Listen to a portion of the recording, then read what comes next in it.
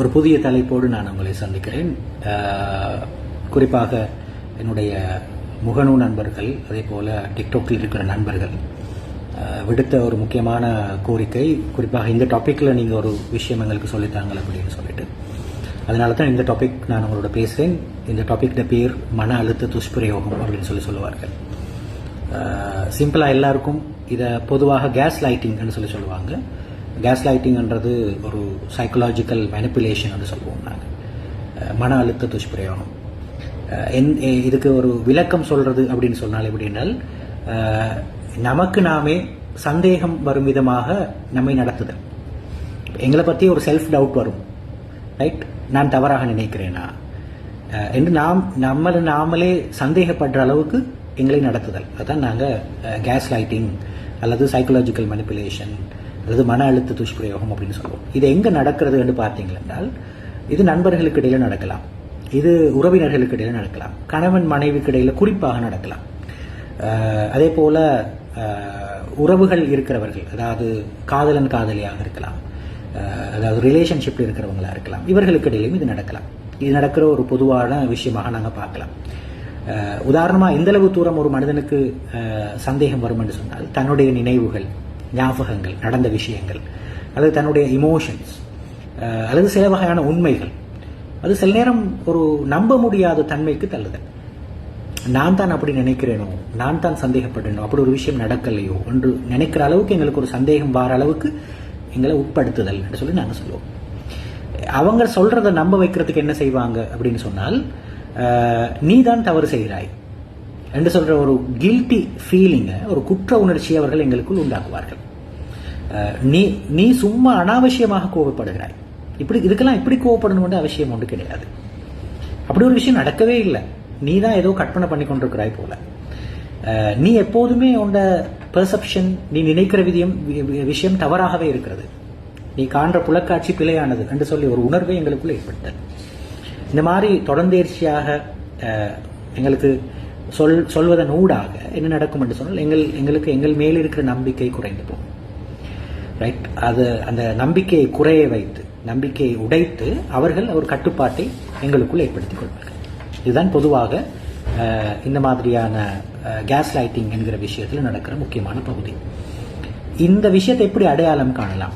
Case lighting நடக்கிறதா என்னுடைய உறவில், என்னுடைய நட்பில் நடக்கிறதா, என்னுடைய திருமண வாழ்வில் நடக்கிறதா என்பதை எப்படி அடையாளம் காணலாம் என்று சொல்லி கேட்டால், தொடர்ந்தேர்ச்சியாக ஒரு குற்ற உணர்ச்சியை உங்களுக்குள் ஏற்படுத்துதல், ரைட்? நீங்க தான் இந்த பிரச்சனைக்கு காரணம் சொல்லுவாங்க. கன்ஸ்டன்ட்லி ஃபீல் கில்ட்டி, ஒரு வகையான தொடர்ந்தேர்ச்சியான குற்ற உணர்வை நீங்க உணர்தல், ரைட்? நீங்க தான் if you always the one making mistakes, நீங்க தான் ஒரே தவறு செய்றீங்க, எந்த சைடில் எந்த பிரச்சனையும் இல்லை, நான் கரெக்டாக தான் இருக்கிறேன் என்ற ஒரு உணர்வை ஏற்படுத்துது. முதலாவது விஷயம். ரெண்டாவது, doubting your own memory and perception. உங்களுடைய புலக்காட்சியை நீங்களே குறை காணுகிற அளவுக்கு, நீங்களே கேள்வி கேட்கிற அளவுக்கு, அல்லது நீங்களே பிழையாக நினைக்கிற அளவுக்கு, அல்லது நீங்களே உங்களை சந்தேகப்படுற அளவுக்கு உங்களை மாற்றுதல், உங்களை நினைக்க வைத்தல், உங்களுடைய ஞாபகத்தை நடந்துதான் இல்லையா தெரியாது என்கிற அளவுக்கு மாற்றுதல், ரைட்? அதே போல உண்மையை மாற்றி கூறுதல், ட்விஸ்ட் பண்றது, ரைட்? உண்மையை மாற்றுதல், இதுவும் முக்கியமான விஷயம். அதே போல உன் உணர்வுகளை அற்பமாக காட்டுதல், இதெல்லாம் ஒரு பெரிய விஷயமே கிடையாது, இதெல்லாம் அப்படி ஒரு விஷயம் நடக்கவே இல்லை, நீ சும்மா ஓவர் திங்க் பண்றாய் என்கிற ஒரு மனபிராந்தியை, ஒரு மனநிலையை உங்களுக்குள் ஏற்படுத்துதல். இதுதான் நாங்கள் கேஸ் லைட்டிங் என்று சொல்ற முக்கியமான விஷயம். நாங்கள் அதை அது சைக்கலாஜிக்கல் மேனிப்புலேஷன் சொல்லி நாங்கள் சொன்னோம். அதே போல மன அழுத்த துஷ்பிரயோகம் என்று சொல்லுவார்கள். இது உறவுகளிலே நிறைய நடக்கிறத நாங்கள் பார்க்கலாம். கணவன் மனைவி உறவுகளிலே, அதே போல குறிப்பாக ரிலேஷன்ஷிப்லேயே நடக்கிற முக்கியமான விஷயமாக நாங்கள் பார்க்கலாம். இதுக்கு என்ன செய்யலாம்? இப்படி ஒரு பிரச்சனை இருக்கிறது தான், என்ன செய்யலாம் என்றால், முதலாவது உளவியல் ரீதியான வழிகாட்டல் என்னென்றால், செல்ஃப் அவேர்னஸை வளர்த்துக் கொள்ள வேண்டும், ரைட்? உதாரணமா நான் சொல்லுவோம், அந்த கட் ஃபீலிங் என்கிற விஷயம். இந்த கட் ஃபீலிங் எப்பவுமே அது பொய்யாக இருக்கும் என்று நாங்கள் நினைக்கணும் என்ற அவசியம் இல்லை, உண்மையாக இருக்கலாம், ரைட்? நீயே உணர்கின்ற உணர்வுகளை உண்மையானவை என்று நம்பு. என்ன உங்களுக்கு கட் ஃபீலிங் சொல்லுது என்றது உண்மையானதாக நம்பு. எவிடன்ஸ் இருக்கணும், ப்ரூஃப் இருக்கணும், அது உண்மைதான், அதை நம்ப முதல்ல. ரெண்டாவது விஷயம், எல்லைகளை அமைத்துக் கொள்ளுதல். ரைட்? பவுண்டரிஸ் இருக்கணும். சில சந்தர்ப்பங்களில் இது எனக்கு வலிக்கிறது, இது எனக்கு ஏற்க முடியாது, எனக்கு இதை பிடிக்கவில்லை என்று சொல்லி ஓப்பனாக சொல்ல தெரிஞ்சிருக்கணும். ரைட்? அந்த அசர்ட்டிவ்னஸ், பவுண்டரிகளை வளர்த்துக் கொள்ளுதல், பவுண்டரிகள் இடுதல், எல்லைகள் இடுதல் என்றது மிக முக்கியமான விஷயம். மூன்றாவது விஷயம், சில நேரம் உங்களுக்கு ரொம்ப நெருக்கமான நண்பர்கள், உங்களுடைய குடும்பத்தவர்கள் சில சந்தர்ப்பங்களில் ஒரு மனநல ஆலோசகராக இருக்கலாம், அவருடைய ஆதரவு தேட வேண்டியிருக்கலாம்.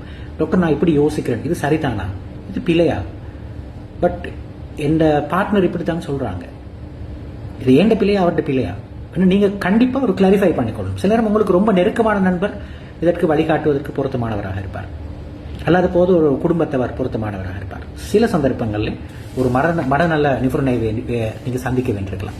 இது மூன்றாவது விஷயம். நான்காவது, சில விஷயங்களை நீங்கள் பதிவு செய்ய வேண்டும். உண்மையை பதிவு செய்தல் என்று சொல்லி சொல்லுவோம் நாங்கள்.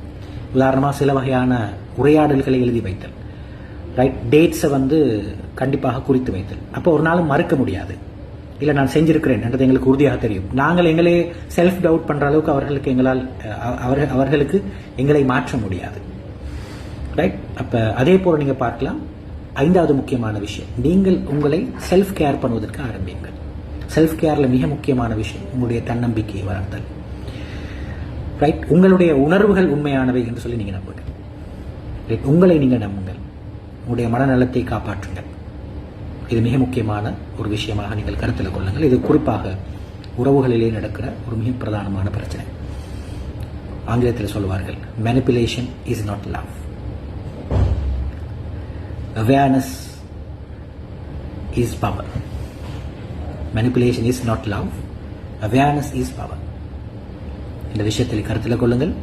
கேஸ் லைட்டிங் என்கிற ஒரு நிலைக்கு தள்ளப்பட்டு நீங்கள் உங்களையே கேள்வி கேட்கிற, உங்களுடைய உணர்வுகளை கேள்வி கேட்கிற, உங்களுடைய ஞாபகத்தை கேள்வி கேட்கிற, உங்களுடைய உண்மைகளை கேள்வி கேட்கிற அளவுக்கு நீங்கள் மாறிவிடாதீர்கள். மீண்டும் ஒரு பதிவில் உங்களை சந்திக்கிறேன். நன்றி.